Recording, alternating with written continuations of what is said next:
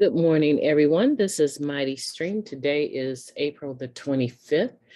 I am excited to be with you this morning. It's always good to do the meditation. I've had prayer today, and just asking for, strength in my physical body. And I'm excited to be present today. I mean, life is a gift. Life is a gift, and I'm excited to do the Just for Today in a meditation with you. Again, my name is Mighty Stream. I'm brought to you by Hope Through Navigation. And this is the Hood, HOOD, Recovery Services. HOOD stands for Hope Offered on Demand, meaning that I'm creating content that you should be able to access from wherever you are regarding whatever topic, and you would be able to receive some hope. That's what I'm shooting for. So I wanted to go ahead and get into the Just for Today. This is my second recording today. I had some feedback in the background and I just wasn't comfortable with that fish tank, that trickling sound. So I had to replace the water and get that where we would be able to hear very well without a lot of background. So with no further ado, let me go to the share screen and get that up for you. All right, embracing reality, April 25th. Recovery is a reality for us today. Basic text, page 101. Pain and misery were realities in our using lives. We were unwilling either to accept our living situation or to change what was unacceptable in our lives. We attempted to escape life's pain by taking drugs, but using only compounded our troubles. Our altered sense of reality became a nightmare. Through living the program of Narcotics Anonymous, we learned that our dreams can replace our nightmares. We grow and change. We acquire the freedom of choice. We are able to give and receive love. We can share honestly about ourselves, no longer magnifying or minimizing the truth. We accept the challenges real life offers us, facing them in a mature, responsible way. Although recovery does not give us immunity from the realities of life, in the NA fellowship, we can find the support, genuine care, and concern we need to face those realities. We need never hide from reality by using drugs again. For our unity with other recovering addicts gives us strength. Today, the support, the care, and the empathy of recovery give us a clean, clear window through which to view, experience, and appreciate reality as it is. Just for today, a gift of my recovery is living and enjoying life as it truly is. Today, I will embrace reality. Wow. It's even more powerful the second time than it was the first time. This is a very beautiful reading, powerful and accurate reading, embracing reality. How many of us can recall losing a loved one and after the loss, immediately after the loss, having to go through papers, phone books. I'm just thinking about Rolodexes, but my grandmother kept phone numbers on just about, she had a place for them, but she kept phone numbers on different things, right? Still today, when I open up one of her books, I find a piece of paper that has a ripped piece of an envelope where she's jotted someone's phone number down. And I think, oh my goodness, I hope she put that phone number somewhere, right? That everyone had access to. But the point is that we try to adjust our reality, right? And I'm using death as an example, the death of a loved one as an example. We try to, or we want to live in the illusion that this just did not happen. Like this just did not happen. I remember my nephew when he was shot down in the streets where we live. It was unbelievable. The impact of losing him so suddenly. And of course, you know, the lifestyle was there. So you could assume that, you know, what we say in recovery is true. Jails, institutions, and death, right, are the result of our actively using oftentimes, and not necessarily in that order. But for some reason, it just hit us. It's very sudden.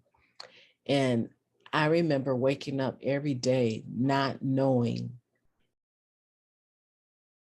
I won't say not knowing. I knew it was a reality, but I didn't want it to be the truth.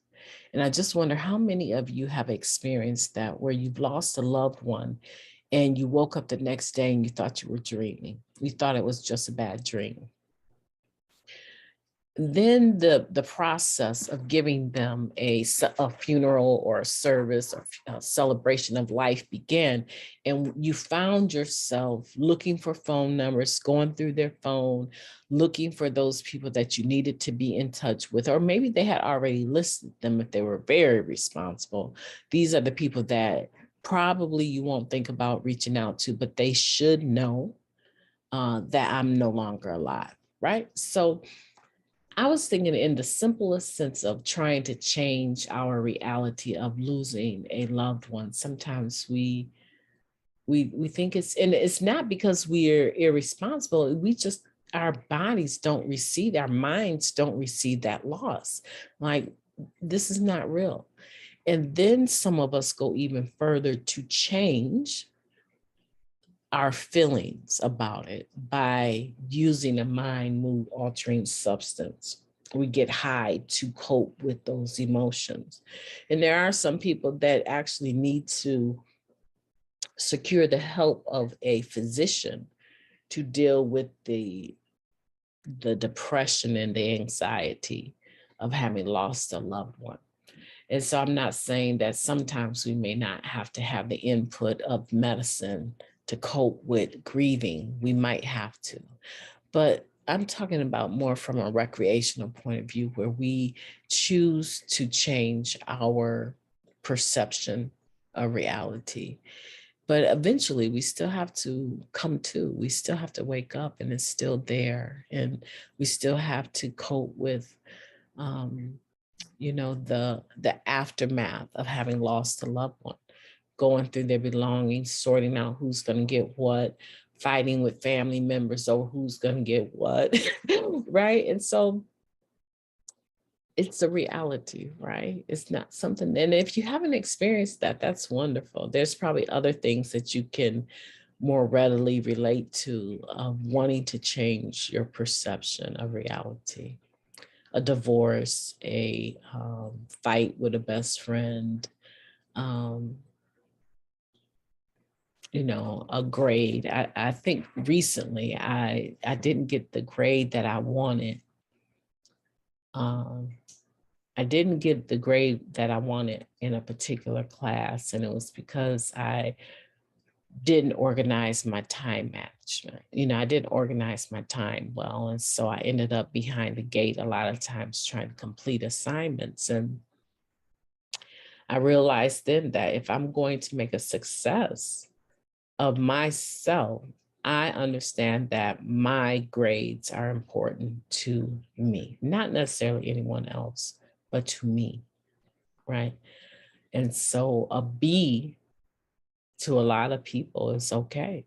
But for me, I'm not going to die over a B, but I don't want a B ever, right? And so I realized my time management. Have I really worked on that a whole lot? Not really. I'm still struggling with this time management piece.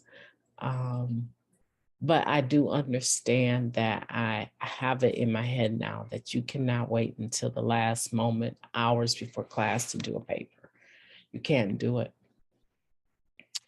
So I'm just thinking of different things that other people might be dealing with where they might not be ready to do, as this reading says, embrace reality. But, this is the result, the ability to embrace reality as it is and not use a mind mood altering substance to change our perception of reality is a result of having experienced the ability to do it. So this comes from an individual that is practicing, not changing their perception of reality, but embracing it. Around in recovery, what we say is we are living life on its own terms, living life on life's own terms, meaning that however it comes to us, we're ready. We have the tools we need. We have the fellowship. We have the principles of the 12 step. We have avenues of working through things instead of running from them.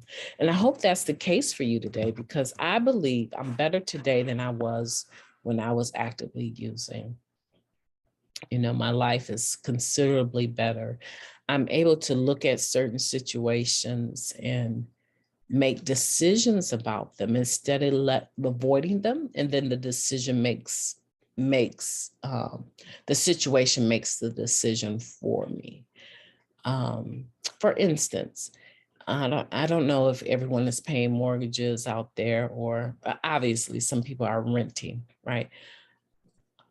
If I were to make a decision that I could not pay my mortgage this month, I wanted to do something else. And there are other things that would be important to me to do. I might a couple times a year have to push that mortgage back, right?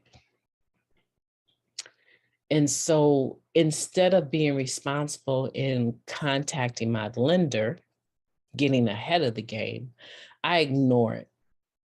I don't address it. I don't, for someone else that's renting, I don't contact my landlord and try to make an arrangement to avoid late fees or to avoid even a possible eviction, I guess, right? So I just avoid it. Then in my mind, I find myself not being able to think about anything else. It's like kind of running rapid in the back of my head. You should have called them. Here it is, day 10, you're late, you have a late fee, you have not contacted them, and you won't have it until next month. So now you're not taking phone calls coming from certain numbers. You know what I'm saying? So it creates this ball of wax that is irresponsible to begin with. I did not do the work that I needed to do to make this go easier, right? And so now the situation of being late on my rent or my mortgage is now creating havoc in my life because of my own personal irresponsibility. And I'm saying that we don't have to live like that today. We can be responsible today. And we have people in our lives, according to this meditation, we have people in our lives that are with us, are ready to run this race of recovery with us. If we invite them into our lives, we have to be willing to do that. You have to be willing to do the work that you need to do. There's some people, I want to speak to some of the men that I know that are listening, and women, but most readily on my mind are the men, because I know that sometimes we end up separated from our wives or the women that have our children, right? You end up separated from them, and the impact or the embarrassment of not being able to parent your own children. Not every man feels like that. We do have some dads that don't care. But in general, the impact or the embarrassment or the guilt or shame that comes from that causes an individual to continue to use drugs or to start using drugs so that they don't have to deal with that. But how much easier it is to face it, to get the forces that be involved, the court system or whoever you need to, so that you can start organizing visitations, so that you can start organizing, even supervise if they have to be, but to let your children know that you love them and that you are there for them, right? And then instead of running away from it in fear, and then here they are now teenagers and you expect to show up and they're just gonna daddy love you or mommy love you. You haven't been around. And now they have their own minds. They're not grown, but they're pretty near grown. And you expect to be able to have the level of influence in their life. And you wonder why when you are with them or you do see them at a family gathering, they don't respond to you because you're not present, right? But you can change that. You can change that by putting the mind and mood altering drug down and becoming a productive member of your society. And of your society would be your family, and then eventually a productive member of society. Maybe that comes first, and then you become a productive member of your society, right? Your family. And you can do it. I know that you can do it because there's several things that I've had to face repetitively. I've had to face them. I couldn't run from them. And I darn sure after however long I've been clean was not about to pick up. I was like, we're going to have to make this work. I'm going to have to go through this as a responsible human being. And you have to do the same thing. Embrace your reality and choose to recover. That doesn't mean that everything is going to work out squeaky clean and just be the most awesome situation ever. But I guarantee you it would be far better if you do it clean with principles of recovery than if you do it dirty without the principles of recovery, because now the problem has culminated by you using. So I hope that you take courage today to embrace your future. I know that you can do it. Embrace your reality. I know that you can do it. You know, in recovery, we have a way of saying there are no big I's or little U's. So that means that if I can do it, I know that you can do it as well. You can do it as well. My name is Mighty Stream, and I'm excited to be with you today. And I will talk to you tomorrow.